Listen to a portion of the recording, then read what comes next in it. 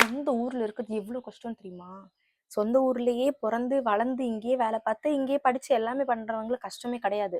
ஆனா, கொஞ்ச நாள் சென்னை, பெங்களூர் இந்த மாதிரியான சிட்டில இருந்துட்டு, திருப்பி ஊர்ல வந்து வாழ்றவங்களுக்கு தாங்க அந்த கஷ்டங்களே தெரியும். "உனக்கு என்னப்பா 3 வேளை சாப்பாடு கிடைக்கும். நீ வந்துட்டு சொந்த ஊர்ல இருக்க. 3 வேளை சாப்பாடு கிடைக்கும். வீட்ல எந்த வேலையும் பார்க்க வேணாம். அவங்களே பார்த்துருவாங்க." அப்படிலாம் நினைப்பீங்க. எல்லாமே கரெக்ட் தான். நான் வந்துட்டு எல்லாமே ஒத்துக்கிறேன். எல்லாமே கரெக்ட் தான்.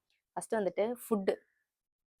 சென்னையில இருந்த வரைக்கும் எப்போ வேணா ஆர்டர் போடலாம். சென்னையில இருக்கவங்களுக்கு பெங்களூர் இந்த மாதிரி சிட்டிஸ்ல ஸ்விக்கி ஜொமேட்டோ இருக்கணும்னு விஷயம் கிடையாது. ஏன்னா எங்க இடத்துலயுமே ஸ்விக்கி ஜொமேட்டோ எல்லாமே இருக்கு.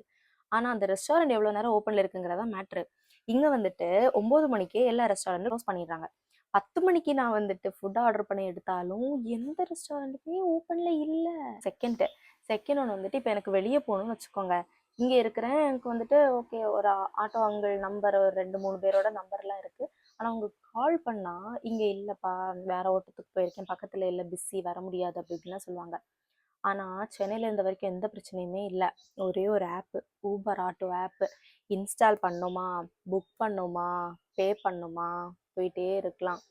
இன்னொன்னு ஃபர்ஸ்ட் 3 ரைடு வேற அங்க வந்துட்டு நம்ம ஃப்ரீயா போய்க்கலாம். காசே கட்ட வேண்டிய தேவையில்லை. அதாவது இப்போ நம்ம வந்துட்டு மொபைல்ல இப்போதான் first time Uber auto app வந்துட்டு இன்ஸ்டால் பண்றோம்னா ஃபர்ஸ்ட் 3 ரைட்ஸ்க்கு வந்துட்டு ஃப்ரீயா போகலாம். இப்போ இங்க வந்துட்டு ஊபர் ஆட்டோ இல்லாத காரணத்தினால நான் சென்னையில இருக்க என்னோட ஸ்கூட்டியை வந்துட்டு இங்க எடுத்துட்டு வர வேண்டிய நிலைமையில நான் இருக்கிறேன்.